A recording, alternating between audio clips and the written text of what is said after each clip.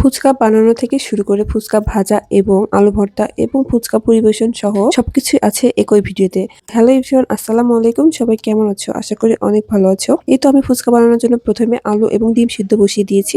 এর ফাঁকে একটা সুন্দর করে ফুচকা বানানোর জন্য ডো তৈরি করে নেব। তার জন্য লাগবে একটু ময়দা এবং লাগবে লবণ এবং একটু সরিষার তেল দিয়ে প্রথমে এগুলোকে ভালো করে একটু ঝুরঝুরে করে নিতে হবে। তারপরে নর্মাল পানি দিয়ে সুন্দর করে একটা ডো তৈরি করে নিব। অবশ্যই ডোটাকে অনেক বেশি সুন্দর করে তৈরি করতে হবে এবং ডোটা তৈরি করা হয়ে গেলে এটাকে কিছুক্ষণের জন্য রেস্টে রেখে দিব। এবার একটা বাটিতে কিছু পরিমাণে তেঁতুল নিয়ে এটাকে ভিজিয়ে রাখবো পানি দিয়ে, যেন তেঁতুলটা নরম হয়ে যায়। এই তো আমার ডিম এবং আলুগুলো সিদ্ধ হয়ে গিয়েছে। এখন এগুলোকে খোসা ছাড়িয়ে নিতে হবে।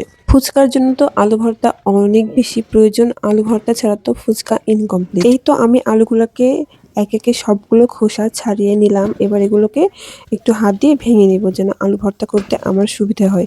এই তো সবগুলো ভেঙে নেওয়া কমপ্লিট। এবার আলু ভর্তার জন্য লাগবে কাঁচা মরিচ, কাঁচা পেঁয়াজ এবং লাগবে লবণ। দিয়েছি একটু মরিচের গুঁড়ো। মরিচের গুঁড়ো এখানে ব্যবহার করলেও হয়, না করলে হয়, তবে আমি ব্যবহার করেছি। আর দিয়েছি সরিষার তেল এবং দিয়েছি একটু মশলার গুঁড়ো।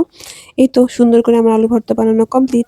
এবার বানাবো টক, যেটা ফুচকাতে না হলেই নয়। এই তো আমার ভিজিয়ে রাখা তেঁতুলগুলোকে ভালো করে একটু পানিতে গুলিয়ে নিলাম। দিলাম লবণ, দিলাম মরিচের গুঁড়ো এবং এখানে দিয়েছি সামান্য পরিমাণে চিনি, কিন্তু চিনিটা অ্যাড করা ভিডিও ক্লিপ নিতে আমি ভুলে গিয়েছিলাম। এবার বানাবো ফুচকার জন্য ধনিয়া পাতার টক। এটা বানানো একদমই ইজি। এটা বানানোর জন্য লাগবে সামান্য পরিমাণে ধনিয়া পাতা এবং লাগবে লবণ।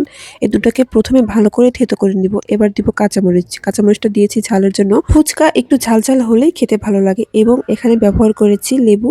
লেবুটা অ্যাড করেছি ফ্লেভারের জন্য। আর দিয়েছি পানি। এগুলো দিয়ে সুন্দর করে আমি ধনেপাতার টকটা রেডি করলাম। দেখো, একটা কাঁচের জারে রেখেছি। এত সুন্দর কালার লাগছিল, দেখতে অনেক লোভনীয় হয়েছিল, আর খেতেও তো অনেক মজা হয়েছিল।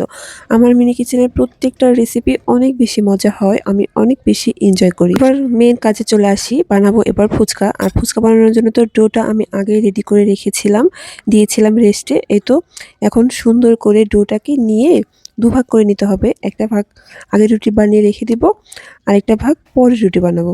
এই তো প্রথম ভাগের রুটিটা আগে বেলে নিচ্ছি সুন্দর করে। একটু বড় সাইজের রুটি বানিয়ে নিব, কারণ তাহলে অনেকগুলো ফুচকা হবে একটা রুটি থেকে। এই তো প্রথমটা বানানো শেষ। এবার দ্বিতীয়টা বানিয়ে নিলাম। এর উপর দিয়ে দিলাম একটু সরিষার তেল এবং দিয়ে দিলাম ময়দা ছিটিয়ে দিয়ে এটাকে একটু মিশিয়ে নিব।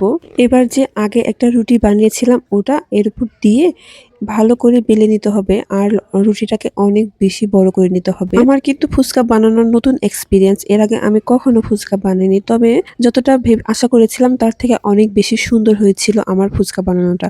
এটা অনেক আগের ভিডিও ছিল, কিন্তু আমি ভিডিওটা আপলোড করেছিলাম না, কিছু কিছু ছোট ছোট ক্লিপস আপলোড করেছিলাম। আগে তো আমি ভয়েস দিয়ে ভিডিও দিতাম না, তার জন্য আমি লং ভিডিও আপলোড করতাম না। এই তো আমার ফুচকাগুলো একে একে বানানো কমপ্লিট। এবার এগুলোকে ভাজার পালা।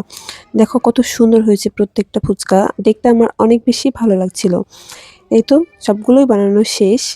কি করব বলো, এত বড় ভিডিও কথাই খুঁজে পাই না। এবার একটা কড়াইয়ে তেল দিয়ে দিলাম। তেলটা গরম হয়ে আসলে প্রত্যেকটা ফুচকা এক একে দিয়ে দিলাম। সবগুলো এত সুন্দর ফুলে ফুলে উঠছিল, আমার তো অনেক ভালো লাগছিল। প্রত্যেকটা ফুচকায় দেখো কি সুন্দর ফুলে উঠছে। দেখো, যখন একটু লাল লাল হয়ে আসবে, ফুচকার কালার হয়ে আসবে, তখন এগুলোকে উঠিয়ে নিব। এবার দ্বিতীয় স্টেপে ভাজা।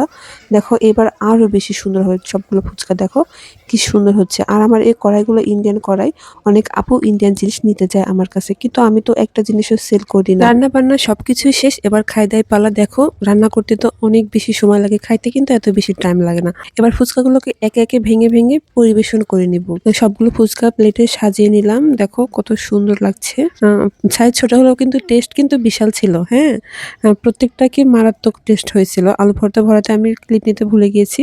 ডিমটাকে দিয়ে দেখো একে একে খেয়ে নিব। প্রত্যেকটা ফুচকা খেয়েছি, খুব মজা, খুব মজা, খুবই মজা। ধন্যবাদ সবাইকে।